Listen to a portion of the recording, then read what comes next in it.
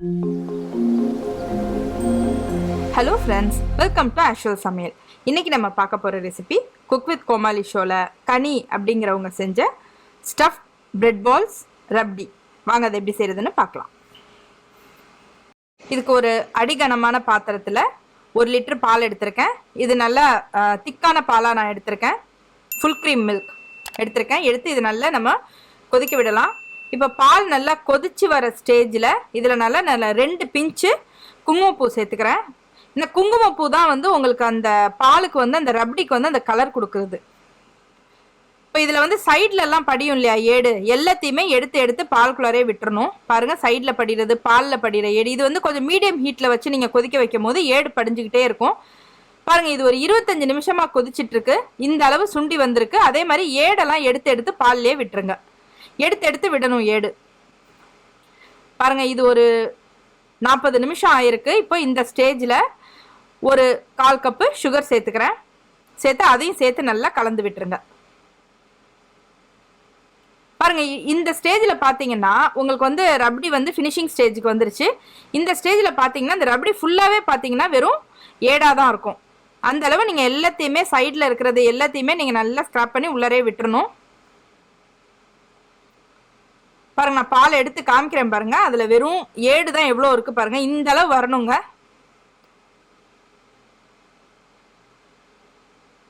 இப்போ நம்ம போட்ட குங்குமப்பூனால தான் இந்த ரப்டிக்கு வந்து இந்த கலர் கிடச்சிருக்கு.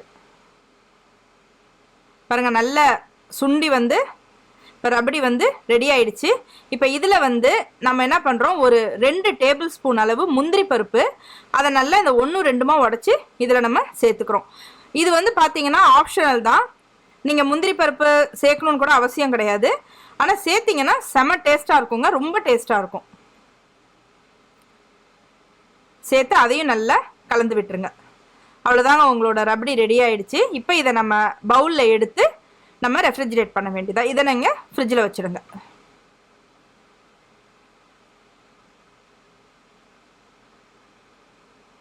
அவ்வளோதாங்க, ரப்டி ரெடி ஆகிடுச்சு. கொஞ்சம் நட்ஸ் போட்டு நம்ம தூக்கி இதை ஃபஸ்ட்டு ஃப்ரிட்ஜில் வச்சிடலாம். இது ஃபஸ்ட்டு ஸ்டேஜ்.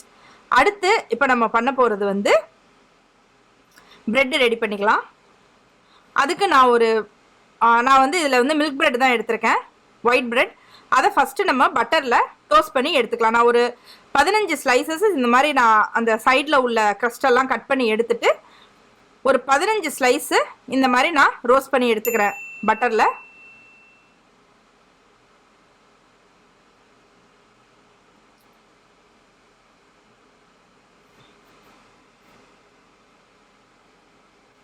ஓரளவு நல்லா பட்டர் கோட் ஆகிற மாதிரி இந்த மாதிரி நம்ம டோஸ்ட் பண்ணி எடுத்துக்கலாம். எப்போவுமே ப்ரெட்டு வந்து பட்டரில் டோஸ்ட் பண்ணி எடுக்கும் போது அது ஒரு நல்ல ஃப்ளேவரும் நல்ல டேஸ்ட்டும் கொடுக்கும்.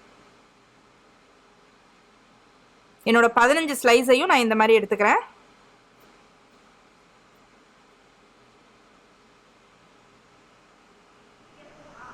முடிஞ்சிடுச்சுங்க. இப்போ இதை நம்ம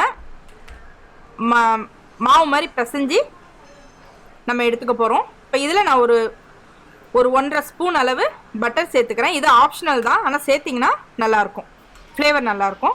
இப்போ இதில் நல்லா ஒரு 3/4 கப்பு பால். ஆக்சுவலாக இந்த 15 ஸ்லைஸ் ப்ரெட்டுக்கு எனக்கு 3/4 கப்பு பால் தேவைப்பட்டுச்சு.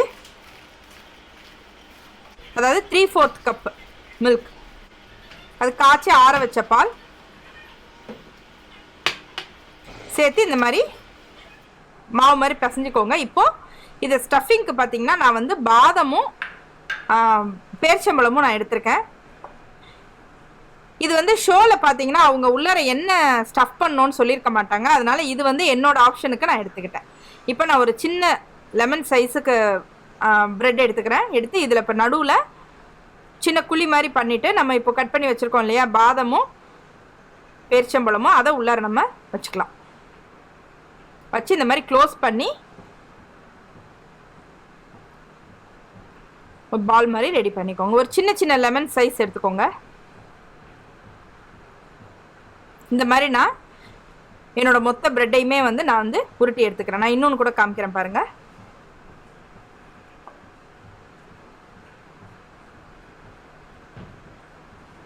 சின்னதாக நடுவில் குழி பண்ணிக்கிட்டு நம்ம உள்ளார வச்சு ஸ்டஃப் பண்ணிக்கலாம். இது உங்கள் ஆப்ஷன் தாங்க, நடுவில் ஸ்டஃப் பண்ணுறது. நீங்கள் என்ன வேணால், என்ன நட்ஸ் வேணால் நீங்கள் யூஸ் பண்ணிக்கலாம். இல்லை ஃப்ரூட்ஸ் தான் வேணும்னா ஃப்ரூட்ஸ் கூட நீங்கள் யூஸ் பண்ணிக்கலாம். ஆனால் கரெக்டாக வந்து பால் வந்து பிடிக்கிற மாதிரி பண்ணிக்கோங்க. பால்ஸ் கரெக்டாக ஷேப்பில் வரணும். இது வந்து நீங்கள் ப்ரெட் வந்து பிசையும் போது பாலும் ரொம்ப ஊற்றி பிசைஞ்சிட்டிங்கன்னா உங்களுக்கு கரெக்டாக வந்து அந்த ஷேப் கிடைக்காது. நீங்கள் எண்ணெயில் பொரிச்சு எடுக்கும் போது பிரிஞ்சு போயிடும். அதனால் இந்த அளவு இருந்தால் கரெக்டாக இருக்கும். நான் சொன்ன அளவு பால் ஊற்றி பிசைஞ்சிங்கன்னா சரியாக இருக்கும். இப்போ நம்ம பொரிச்சு எடுத்துக்கலாம். இது உங்கள் ஆப்ஷன் தாங்க. இது நான் எண்ணெயில் தான் பொரிச்சு எடுத்திருக்கேன். உங்களுக்கு வேணும்னா நீங்கள் நெய்யில் பொரிச்சு எடுத்துக்கலாம். நல்ல ஒரு கோல்டன் ப்ரௌனுக்கு பொரிச்சு எடுத்துக்கோங்க. பாருங்கள், நல்லா எனக்கு அந்த ஸ்டேஜ் வந்துருச்சு. இப்போ நான் எடுத்துடுறேன், ரிமூவ் பண்ணிடுறேன் எண்ணெயிலேருந்து.